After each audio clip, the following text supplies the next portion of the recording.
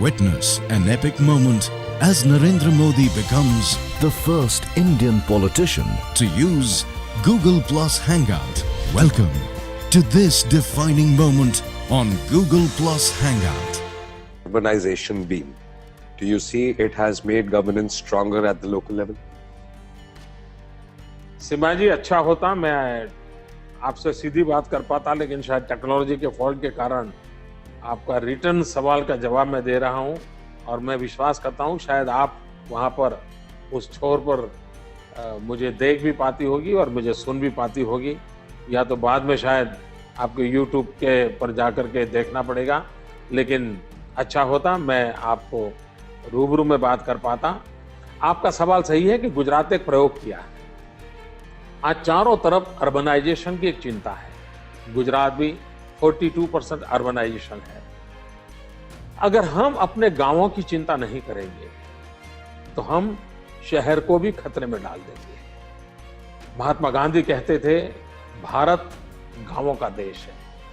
60 साल तक हम गांधी जी का नाम तो लेते रहे, लेकिन दुर्भाग्य से उन गांवों की तरफ हम नजर नहीं कर पाए। मैं कभी कभी सोचता था कि गांधीनगर में मैं स्विच ऑन करूं, बिजली हो जाती है, टीवी ऑन हो जाता है, एसी ऑन हो जाता है, लेकिन गांव के अंदर बिजली के लिए तड़पना पड़ता है। ऐसा क्यों? ये बचपन से मेरे मन में आता है। जब मुझे गांधीनगर में आने का अवसर मिला तो मेरे मन में विचार आया कि गांव को भी बिजली 24 घंटे क्यों नहीं मिलनी चाहिए। मैंने सोचना शुरू किया। ईश्वर ने मुझे एक आइडिया दिया, पता नहीं परमात्मा ने कैसे मुझे सुझा दिया, और हमने एग्रीकल्चर फीडर और डोमेस्टिक फीडर को अलग करके टेक्निकल सॉल्यूशन निकाला। और भाइयों बहनों, गुजरात पहला राज्य है कि जो गुजरात के सभी गांवों में 24/7 3 phase uninterrupted power 365 days available है। यहाँ पावर कट क्या होता है किसी को कल्पना ही नहीं है। सोच रही हो, सारे हिंदुस्तान के अंदर बिजली जाती है, वो खबर बन जाती है। भाइयों बहनों, हमारे गुजरात में बिजली जाने की कोई खबर ही नहीं है। ये हमने स्थिति पैदा की है। तो गांव के जीवन में बदलाव लाना चाहिए। इस सारी सोच में से एक विचार आया कि हम क्यों ना एक ऐसा नया मॉडल खड़ा करें जिसमें आत्मा गांव की बनी रहे और सुविधा शहर की विकसित हो। और उसके लिए रूरल अर्बन कॉम्बिनेशन से हमने एक रर्बन कंसेप्ट को डेवलप किया है। और हमने अभी कुछ ऐसे स्थानों को सिलेक्ट किया है, करीब 250, जहां पर हम ये कंसेप्ट लाए हैं कि जहां आत्मा गांव की हो, सुविधा शहर की हो। और मुझे इसका फायदा दिख रहा है। जैसे 24 घंटे बिजली हुई, आपको जानकर के खुशी होगी।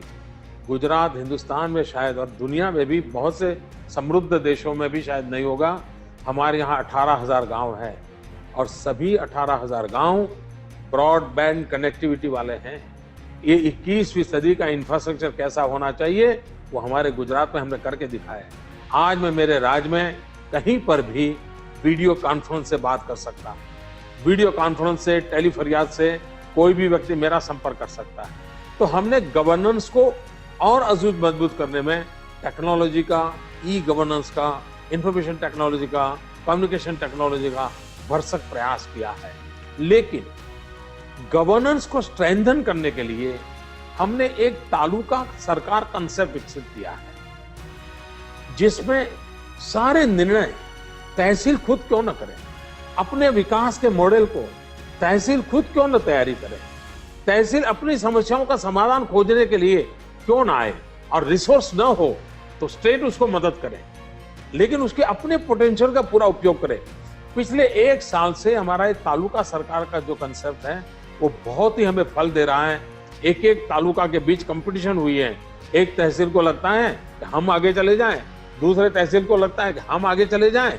दोनों के बीच में एक हेल्दी डेवलपमेंट की कंपटीशन शुरू हुई है। मैं समझता हूँ हिंदुस्तान के डिस्ट्रिक्ट के बीच कंपटीशन हो, स्टेट के बीच में कंपटीशन हो, एक ऐसा माहौल बने कि विकास का माहौल बन जाए, जन भागीदारी से बन जाए, तो गवर्नेंस की एक बहुत बड़ी ताकत बन जाएगा।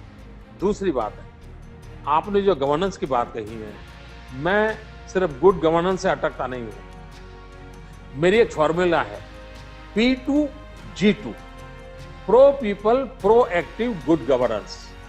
सरकार का काम फायर स्टेशन की तरह, फायर ब्रिगेड की तरह कहीं आग लगी और जाकर के बुझाना नहीं है। सरकार का काम है एडवांस में चीजों को समझना, एडवांस में चीजों को अनुमान लगाना और उसकी व्यवस्थाओं करना। तो हमने P2G2 फॉर्मूला को अपनाया है, pro people, pro active, good governance. मुझे विश्वास है कि मेरी बात आप तक पहुंची होगी और मैं कोशिश करूंगा कि गूगल के माध्यम से भी आप तक ये बात पहुंच जाए।